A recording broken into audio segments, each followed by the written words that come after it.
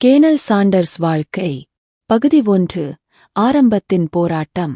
ஹார்லண்ட் David Sanders 1890 பிறந்தார். சிறு வயதிலேயே தந்தையை இழந்தார். குடும்ப பொறுப்புகளை ஏற்றார். பல வேளைகளில் தோல்வியை சந்தித்தார். கால்பந்து பயிற்றுவிப்பாளர், வாணிப கிளார்க், ரயில்வே ஊழியர், சட்டப்பயிலாளர், இராணுவ வீரர். வாழ்க்கை நிலை பெறவில்லை. திருமணம் தோல்வியடைந்தது. ஒரே மகளுடன் தனியாக இருந்தார். பகுதி 2. முயற்சி தோல்விகள். ஒரு சிறிய ஹைவே உட்ஸ்டால் திறந்தார். சிக்கனை சிறந்த ருசியில் விற்றார். வாடிக்கையாளர்கள் மெதுவாக அதிகரித்தனர். ஆனால் அரசு ஹைவே வழியே மாற்ற அவருடைய வியாபாரம் முற்றிலும் வீழ்ச்சி. 65 வயதில் ஓய்வூதியம் மாதம் $105.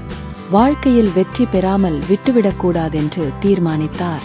அவரது பிரம்மாண்ட சிக்கன் ரெசிபியுடன் 1000க்கும் மேற்பட்ட ஹோட்டல்களுக்கு சென்று கோரினார். அவரை ஏற்க மறுத்தனர். பகுதி 3. வெற்றி மலரும் தருணம். 1009வது முறையில் ஒரு சிறிய ஹோட்டல் உரிமையாளர் அவரது சிக்கனை ஏற்றுக்கொண்டார். அதுதான் KFC, கேண்டக்கி ஃப்ரைட் சிக்கன் பிறந்த தருணம்.